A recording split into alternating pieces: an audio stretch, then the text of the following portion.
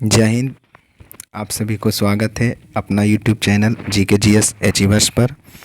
तो हम इससे पहले 100 क्वेश्चन करवा चुका हूँ, ठीक है, जो कि काफ़ी इम्पोर्टेंट क्वेश्चन होने वाला है SSC GD और अदर एग्ज़ाम में। तो फिलहाल अभी SSC GD का ही है, ठीक है, इसमें काफ़ी इम्पोर्टेंट होगा, ठीक है। चलिए शुरू करते हैं। इसमें भी 35 क्वेश्चन होगा, ठीक है, 35 क्वेश्चन होगा, ठीक है। देखिए आप लोग कितना जानते थे इसमें। चलिए शुरू करते हैं। 104 नंबर क्वेश्चन है कि बैरोमीटर के पठान तेज़ी से गिरावट किस बात का सूचक है। तो किस बात का सूचक है? तूफान का सूचक है, ठीक है। किस बात का सूचक है? तूफान का सूचक है। किसका? जब बैरोमीटर का पाठांक तेज़ी से गिरता है तो तूफान आने का सूचना रहता है, और धीरे धीरे गिरता है तो वर्षा होता है। धीरे धीरे गिरने पर वर्षा होगा, ठीक है। और धीरे धीरे जब ऊपर जाएगा बैरोमीटर का पाठांक तो क्या है? मौसम साफ होगा। क्या होगा? मौसम साफ हो जाएगा, ठीक है। आइए 105 नंबर क्वेश्चन। आइए, भारतीय मरुस्थल का नाम क्या है? भारतीय मरुस्थल का नाम क्या है? थार मरुस्थल। क्या नाम है? थार मरुस्थल। भारतीय मरुस्थल का नाम थार मरुस्थल हो जाएगा, ठीक है। आइए 106 नंबर, काजीरंगा राष्ट्रीय अभयारण्य किस राज्य में है?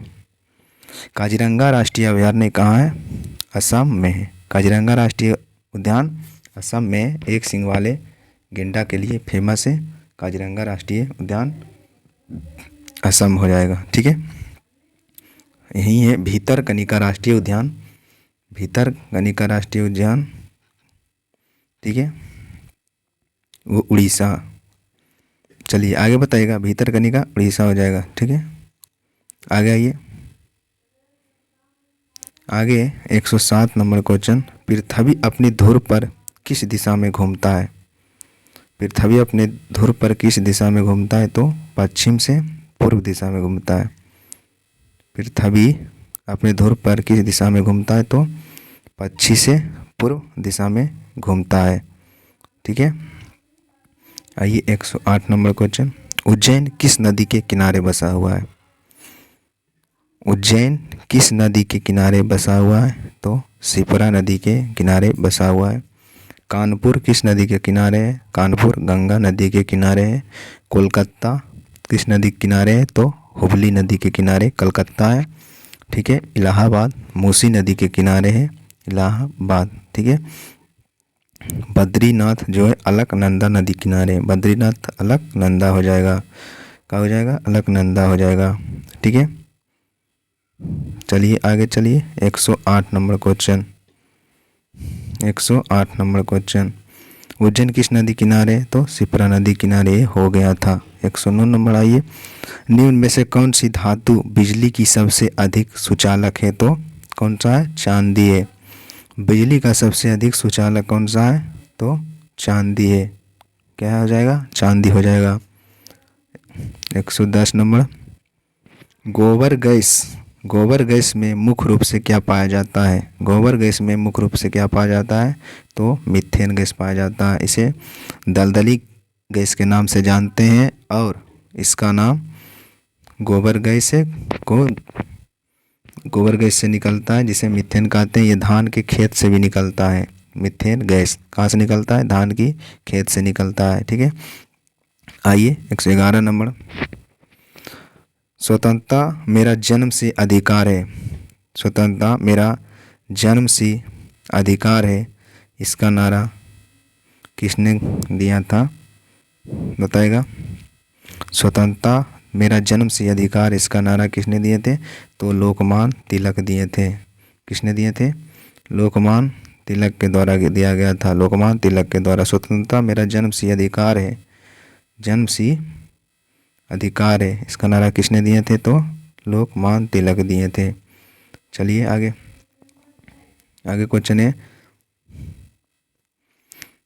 112 नंबर क्वेश्चन, कि राज्यसभा के सदस्यों का चुनाव कितने अवधि के लिए किया जाता है? था 6 वर्ष के लिए किया जाता है। कितना वर्ष? 6 वर्ष के लिए। कितना वर्ष के लिए किया जाता है? 6 बरस के लिए किया जाता है। राज्यसभा के सदस्यों की चुनाव कितना बरस किया जाता है? 6 बरस के लिए किया जाता है।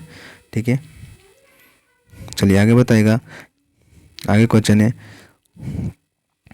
कि हमारी आकाशगंगा का नाम क्या है? हमारी आकाशगंगा का नाम क्या है? 115 नंबर क्वेश्चन है, हमारी आकाशगंगा का नाम क्या है?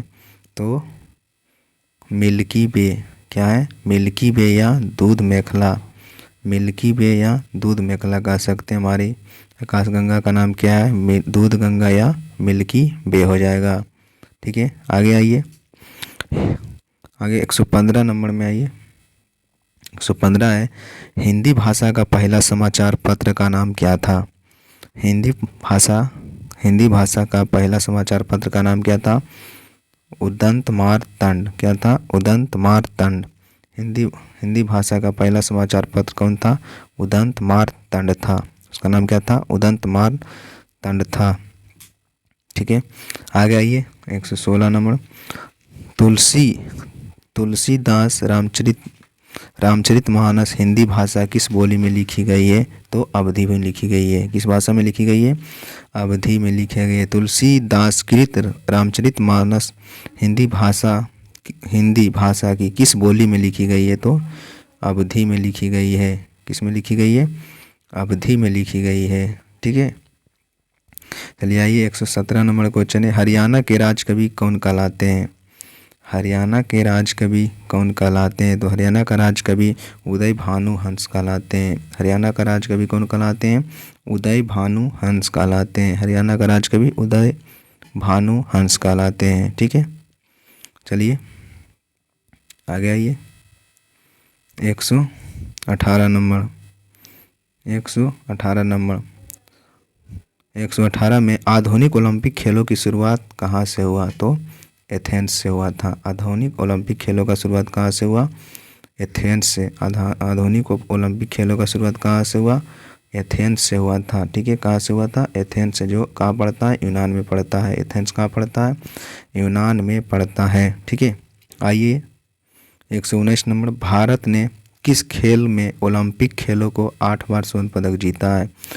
भारत ने किस खेल में ओलंपिक खेलों में 8 बार स्वर्ण पदक जीता है? तो हॉकी में जीता है। किस खेल में जीता है? हॉकी खेल में जीता है। भारत ने किस खेल में ओलंपिक खेलों में 8 स्वर्ण पदक जीता है? तो हॉकी में जीता है। ठीक है, चलिए आगे आइए। 120 नंबर क्वेश्चन 120 नंबर क्वेश्चन है कि भारत ने आखिरी बार हॉकी में स्वर्ण पदक कहाँ जीता था? तो कब जीता था? तो 1980 में जीता था। ठीक है, भारत ने आखिरी बार हॉकी में स्वर्ण पदक कब जीता था? 1980 में जीता था। कहाँ जीता था? तो मॉस्को में जीता था। रूस की राजधानी मॉस्को है, वहीं जीता था। मॉस्को में 1980 में जीता था, आखिरी में स्वर्ण पदक जीता था। आइए 121 नंबर, ओलंपिक खेलों का आयोजन कितने वर्ष का होता है? तो ओलंपिक खेलों का आयोजन 4 वर्ष के बाद होता है। ओलंपिक खेलों का आयोजन कितने वर्ष के बाद होता है? 4 वर्ष के बाद होता है। ठीक है, आगे आइए। 22 नंबर 122, अंतर्राष्ट्रीय ओलंपिक समिति का मुख्यालय कहाँ स्थित है? तो लुसाने में है। लुसाने में कहाँ है? लुसाने जो कहाँ पड़ता है? स्विट्जरलैंड में पड़ता है। अंतर्राष्ट्रीय ओलंपिक समिति का मुख्यालय कहाँ है? लुसाने जो पड़ता है स्विट्जरलैंड में पड़ता है।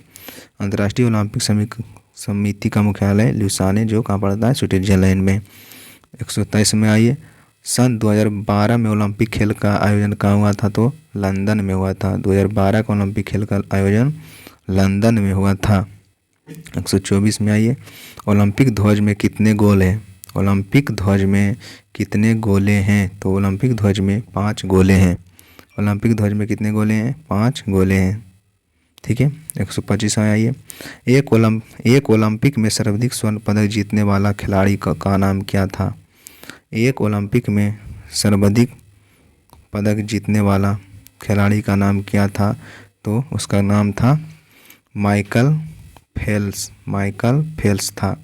एक ओलंपिक में सर्वाधिक पदक जीतने वाली खिलाड़ी का नाम माइकल फेल्प्स था। क्या था उसका नाम? माइकल फेल्प्स था। चलिए आगे 126 में आइए। 126 में सन 2020 में ओलंपिक खेल कहाँ होंगे। सन 2020 में ओलंपिक खेल कहाँ हुए थे, तो टोक्यो जापान में हुए थे। टोक्यो की राजधानी जापान में हुए थे। 2020 का ओलंपिक खेल कहाँ हुए थे, टोक्यो की राजधानी जापान में हुए थे। ठीक है, आगे आइए। सन 2012 में ओलंपिक में कांस्य पदक जीतने वाला साइना नेहवाल कौन जीता था। 2012 में ओलंपिक खेलों में कांस्य पदक तो साइना नेहवाल जीता था। 128 में आइए। भारत ने ओलंपिक खेलों में पहली बार किस वर्ष भाग लिया था, तो 1900 में भाग लिया था। 1900 में भाग लिया था। भारत पहली बार कब भाग लिया था, तो 1900 में भाग लिया था। भारत ओलंपिक खेलों में सबसे पहले कब भाग लिया था, तो 1900 में भाग लिया था। ठीक है, आगे आइए। ओलंपिक खेलों में पदक जीतने वाली पहली भारतीय खिलाड़ी का नाम क्या था, कर्णम मल्लेश्वरी। क्या था, कर्णम मल्लेश्वरी था। ओलंपिक में पदक जीतने वाली पहली भारतीय खिलाड़ी कौन थी, कर्णम मल्लेश्वरी थी। ठीक है, वेदों की ओर लौटो का नारा किसने दिया था, तो दयानंद सरस्वती दिए थे। महर्षि दयानंद सरस्वती दिए थे। वेदों की ओर लौटो का नारा दयानंद सरस्वती दिए थे। 131 में आइए। प्रसिद्ध झंडा गीत झंडा ऊंचा रहे हमारा की रचना तो श्यामलाल गुप्ता प्रसाद किए थे। श्यामलाल गुप्ता प्रसाद के द्वारा किया गया था। झंडा ऊंचा रहे हमारा की रचना श्यामलाल गुप्ता प्रसाद के द्वारा किया गया था। ठीक है,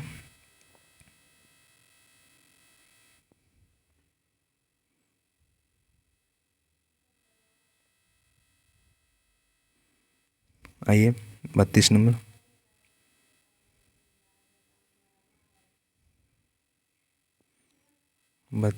आइए। पशुओं में मिल्क फीवर बीमारी किसके कमी के कारण होता है, तो कैल्शियम के कमी के कारण होता है। पशुओं में मिल्क फीवर बीमारी किसके कमी के, तो कैल्शियम के कमी के कारण होता है मिल्क फीवर बीमारी। ठीक है, 133 में मानव शरीर के किस अंग द्वारा यूरिया को रक्त से फिल्टर किया जाता है, तो गुर्दा के द्वारा, जिसे किडनी कहते हैं। ठीक है, मानव शरीर में किस अंग के द्वारा यूरिया का रक्त में फिल्टर होता है, तो गुर्दा के द्वारा होता है। 134 में एकमात्र भारतीय अर्थशास्त्र में नोबेल पुरस्कार किसे मिला, तो अमर्त्य सेन को मिला है। किसे मिला है, अमर्त्य सेन को मिला है। ठीक है, अर्थशास्त्र में नोबेल पुरस्कार जो कि शुरुआत हुआ था 1968 से। अर्थशास्त्र में नोबेल पुरस्कार 1968 से शुरू हुआ है। ठीक है, चलिए आइए 135 में।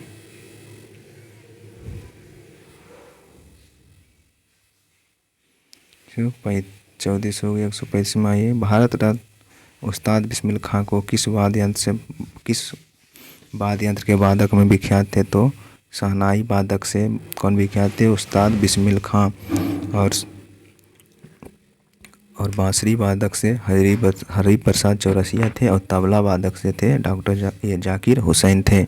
ठीक है, 136 में भारत के अंतिम गवर्नर जनरल, तो भारत का अंतिम गवर्नर जनरल तो चक्रवर्ती राजगोपालाचारी थे। स्वतंत्र भारत के प्रथम भारतीय गवर्नर जनरल चक्रवर्ती राजगोपालाचारी हुए। ठीक है, 37 में भिलाई इस्पात संयंत्र का निर्माण किस देश के सहयोग से हुआ, तो रूस के।